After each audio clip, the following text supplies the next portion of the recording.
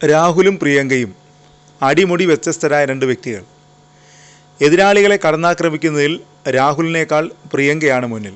ഇന്ദിരാഗാന്ധിയുടെ തലയെടുപ്പും പ്രസംഗത്തിലെ വ്യക്തതയും കൃത്യതയും പ്രിയങ്കയുടെ പ്രത്യേകതയാണ്.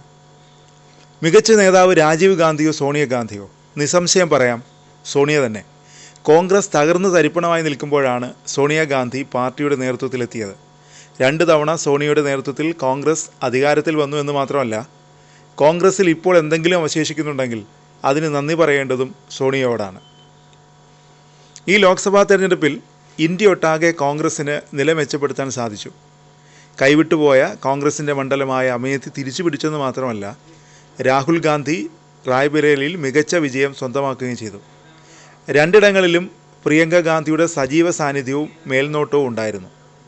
പ്രിയങ്കയുടെ നേതൃപാടവത്തെക്കുറിച്ചുള്ള ചർച്ചകളും പിന്നാലെ ഉയർന്നിരുന്നു. 2014 ലോക്സഭാ തെരഞ്ഞെടുപ്പിലായിരുന്നു പ്രിയങ്ക ആദ്യമായി കോൺഗ്രസിന് വേണ്ടി തെരഞ്ഞെടുപ്പ് പ്രചാരണത്തിൽ സജീവമായത്. അന്ന് അമ്മയ്ക്കും സഹോദരനും വേണ്ടി അവർ ഓടി നടന്ന് പ്രചരണത്തിൻ്റെ ഭാഗമായി. വർഷങ്ങൾക്ക് ശേഷം 2019 പ്രിയങ്ക രാഷ്ട്രീയത്തിൽ സജീവമായത്. ഒരിക്കൽ കോൺഗ്രസിൻ്റെ തട്ടകമായിരുന്ന UPയുടെ ചുമതല ഏറ്റെടുത്തുകൊണ്ടായിരുന്നു പ്രിയങ്കയുടെ സജീവ രാഷ്ട്രീയ പ്രവേശം. കിഴക്കൻ UPയുടെ ചുമതലയായിരുന്നു പ്രിയങ്കയ്ക്ക്. തൊട്ടു പിന്നാലെ നടന്ന ലോക്സഭാ തെരഞ്ഞെടുപ്പിൽ രാഹുൽ ഗാന്ധി UPയിലെ അമേഠിക്ക് പുറമെ വയനാട്ടിലും മത്സരിക്കാൻ തീരുമാനിച്ചു. അമേഠിയിൽ രാഹുലിൻ്റെ പ്രചാരണങ്ങൾക്ക് വേണ്ടി ചുക്കാൻ പിടിച്ചത് പ്രിയങ്കയായിരുന്നു. പക്ഷേ അമേഠിയിൽ രാഹുൽ കനത്ത പരാജയം നേരിട്ടു. വയനാട്ടിൽ ഉജ്ജ്വല വിജയം നേടുകയും ചെയ്തു. UPയിൽ സോണിയ മത്സരിച്ച റായ്ബറേലി മാത്രമായിരുന്നു കോൺഗ്രസിന് നിലനിർത്താൻ സാധിച്ചത്. എന്നാൽ പ്രിയങ്ക എന്ന ഫയർ ബ്രാൻഡ് രാഷ്ട്രീയക്കാരിയാണ് പിന്നീട് ഇന്ത്യ കണ്ടത്.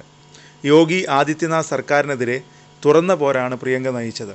ഇതോടെ പ്രിയങ്ക തെരഞ്ഞെടുപ്പ് രാഷ്ട്രീയത്തിലേക്ക് ഇറങ്ങണമെന്ന ആവശ്യവും ശക്തമായി. 2024 ലോക്സഭാ തെരഞ്ഞെടുപ്പിൽ സോണിയാഗാന്ധിക്ക് പകരം അവർ റായ്ബറേലിയിൽ മത്സരിക്കാനെത്തുമെന്ന് വാർത്തകൾ റിപ്പീറ്റ്.